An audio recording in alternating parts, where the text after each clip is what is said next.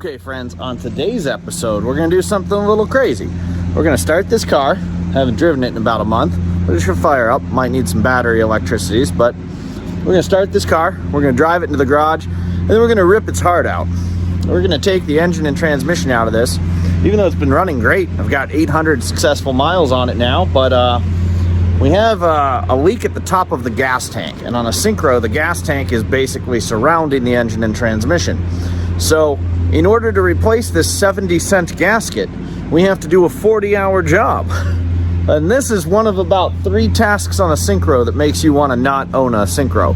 So we have to pull the entire drivetrain, and then the actual pulling of the gas tank is about the most horrible task that exists on this car, but that'll be another day. Today, we drive this in and we rip its heart out. On a 2-wheel drive Vanagon, the gas filler neck goes right there. But when they converted these to Synchros, they changed some things around and they had to figure out how to put the gas tank back here. So there's a separate filler neck here, and it goes down into a tank. This shiny thing is the tank. The tank literally surrounds the engine and transmission, which is why all that has to come out. You'll see this insulation was about a 1/2-inch thick Mylar and 1/2-inch thick of insulation with a Mylar backer. And this stuff is always notorious for holding moisture and causing rust issues. It also is never really adhered to the tank properly, see that? And this tank is very difficult to get out. So back here you can see the tank. It's shaped like that. It has 2 straps that we've cut off. They'll be replaced with stainless steel ones, and once we pull a few more things, we're going to pull this tank out, and that process sucks. Then we'll find some rust back there, we'll deal with it accordingly, and we'll reseal the tank. We're doing all this because there's a 70-cent gasket at the top of the tank that's bad, and it's leaking gas out. 70-cent gasket, about a 40-hour job. Totally sucks. Hi friends, Craig from the Barefoot Forge here, and today we're working on the blue bus again. We took the engine and transmission out because we got to pull the gas tank. One of the craziest things about a Vanagon Synchro is the gas tank's in the back, kind of tucked up all around the engine and transmission, and when a 70-cent gasket goes bad on the top of the tank, you get to do a 40-hour job to fix it. So that's our case. We get to pull it all out. It's going to be fun. Taking a couple of notes up here, we got on our left-hand side here the fuel hose that is feed, and on our right-hand side here the fuel hose that is return. Straps are off. In theory, I can drop this tank now. Just draining some more gas out there.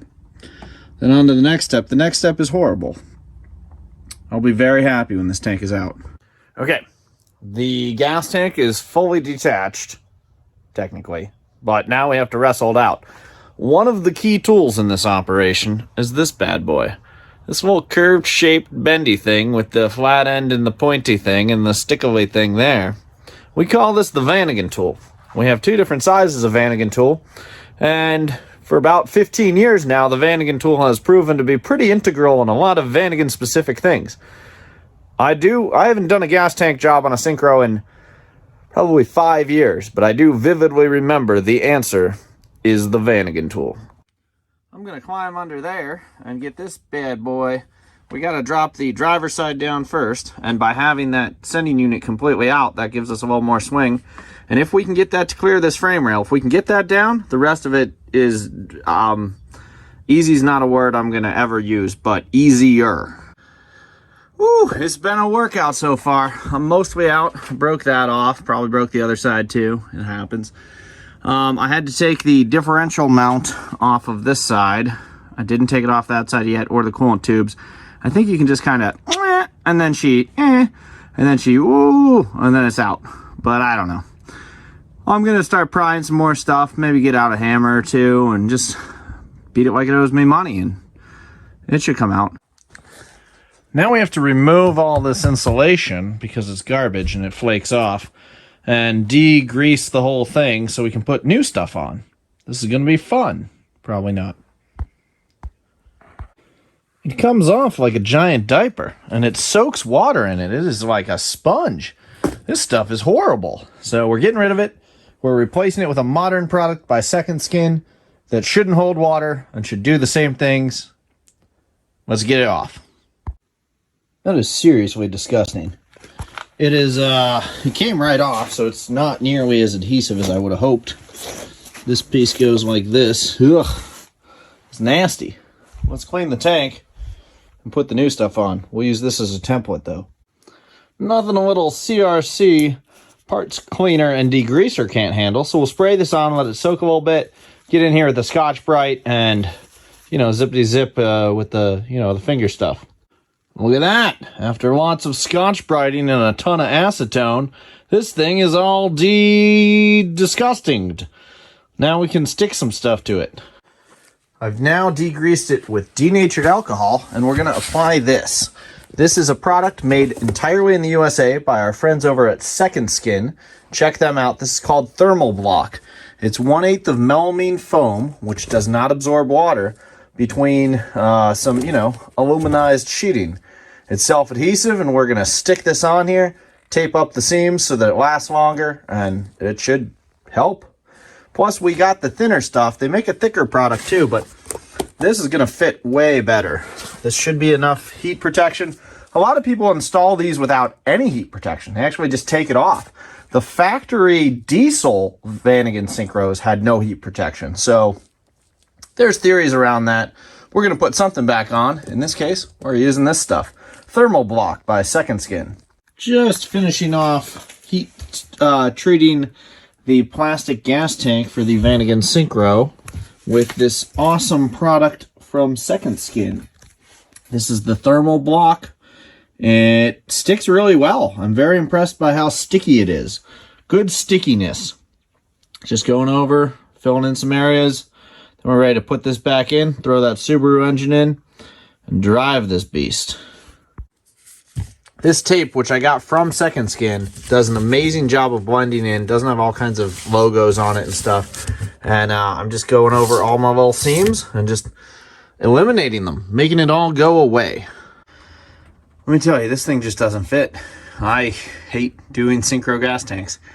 It just straight up doesn't fit. You have to, I mean, obviously it came out, and obviously it'll go back in. If anything, this insulation's actually thinner than what was on there, but these things just don't fit. This sucks. I kicked it. I pried it. I put every bit of effort and all of my strength. And now the gas tank is back in. I just need to attach the straps and hook things up, then put an engine back in. Yay. The gas tank is back in the Synchro. That's crazy. This is a nightmare job, but it's in. I've got the stainless steel straps in, just tightening them up a little bit, getting a little tension on there, and then that job is done. Really excited about this sound deadener, or heat shield from Second Skin. This is the thermal shield, and it does fit. So that's, you know, half of the battle these days. And when it comes to the synchro gas tank, you do not want too thick of a heat shield because it won't fit. This Second Skin thermal block worked great.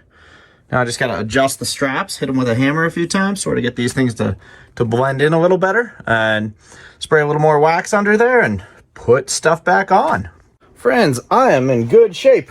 The Synchro's all back together. I'm ready to put some of the gasolines in it. I got some of these right there. I put it up there because I can use my special Fandangle hose here with the little balls inside, and I can use it to siphon it in. So I'm going to put about 7 gallons of gas in here. Then we're going to see if it drives or runs. I guess runs before drives.